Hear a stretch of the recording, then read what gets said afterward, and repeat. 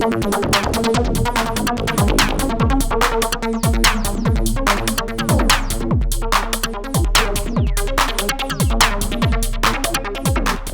everybody, thanks for tuning in. It's your pal Wes from Perfect Circuit, and today we're going to take a look at two brand new semi-modular devices from Create Audio and Pittsburgh Modular.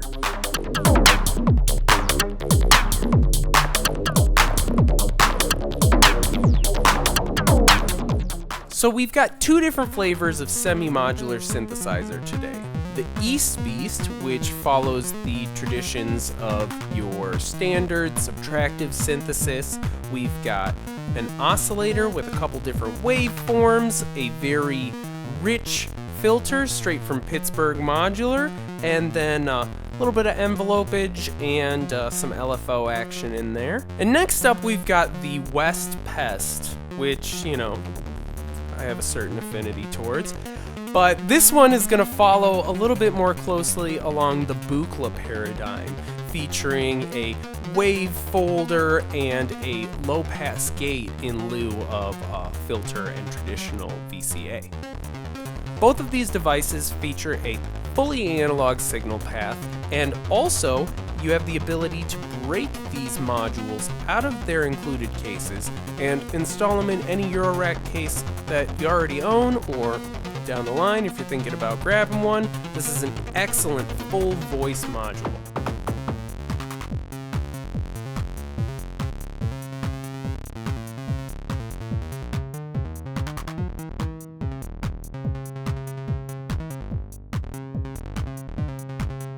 What makes both of these devices incredibly special and differentiates them from every other semi-modular device available on the market right now is the amount of options and considerations for both the user experience, the performance experience, and so much more. Every little thing has really been thought of. A ton of things that other semi-modulars forget to include or get wrong, Create Audio and Pittsburgh have included here. These are features like the ability to change the behavior of the envelope reset or the droning behavior of the hold functions. Both of these devices feature both a sequencer and an arpeggiator, and an incredible feature that I thought was really unique is the ability to turn off the keyboard and use these buttons just for their utility functions. Don't let all this talk about deeper functionality and secondary modes scare you away, though. These are incredibly approachable and easy to use synthesizers that offer utilities for advanced users to keep them fresh and interesting and usable in almost any scenario. Let's take a listen to both of these devices and see how they sound similar, see how they sound different, and just get a small sampling of what we're in for with these wonderful analog synthesizers.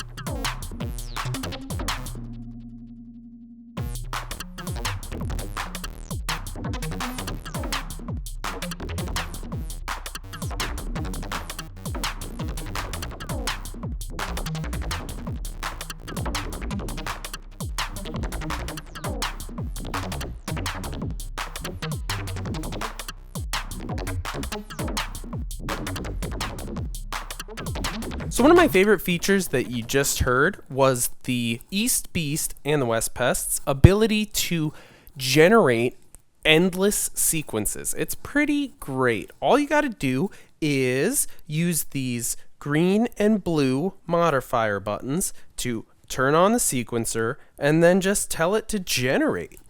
This little group of 4 LEDs is a binary display, which communicates a ton of information under different contexts, but it's pretty easy, and I found that the best modes across almost all of the different menus are 3 LEDs on, so let's rock.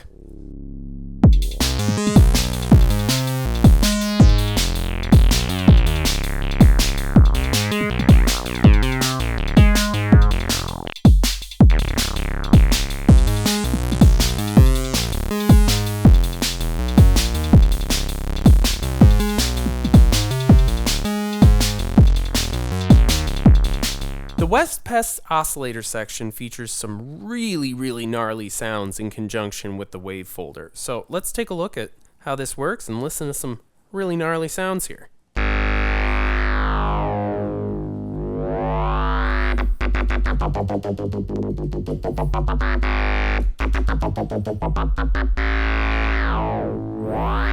We can really easily change the oscillator wave by using these two modifiers, white and yellow, and then clicking oscillators there.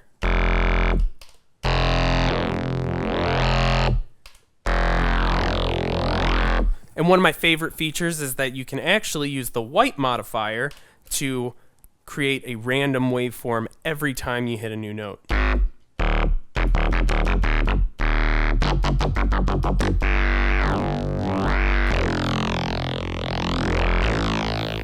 Another really great feature that I find is super nice is the hold button there, which will just hold the note on for you in kind of a droning fashion, which lets you just kind of modify the sound to your liking.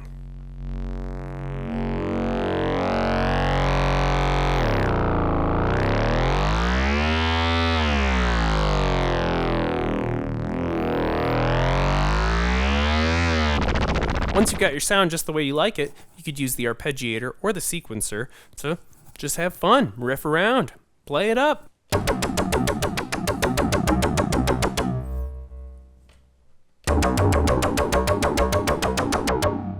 If you learn the control scheme of one of these synthesizers, you know it for both of them because they share almost identical ways of controlling the sound sources. What's really different is the sound sources themselves. So on the East Beast, we have a really traditional sort of synthesizer signal flow here with a very beefy analog oscillator going into a wonderful Pittsburgh filter and then out through a VCA. So it sounds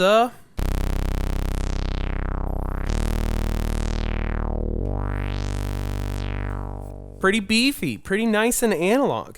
We can do the exact same tricks that we did on the West Pest with the oscillator shapes.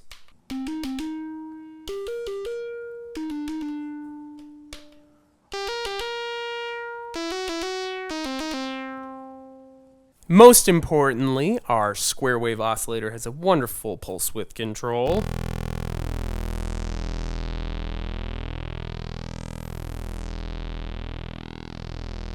I'm sure Nick Bat would approve. While neither of these devices tread entirely new ground or introduce, groundbreaking features or things like that, they are an incredible culmination of a lot of ideas that folks have been putting into semi-modular synthesizers for the past few years. They've collected the most functional, helpful, and usable features and put them into two excellent examples of synth architecture. They've also clocked them in at really appealing price points. So these are going to be amazing devices for beginners, experts, whoever needs them, and we hope you guys have a lot of fun. Thanks for tuning in, everybody. Until next time, make sure to like, subscribe, thank your local public transit worker, and have fun with some synthesizers.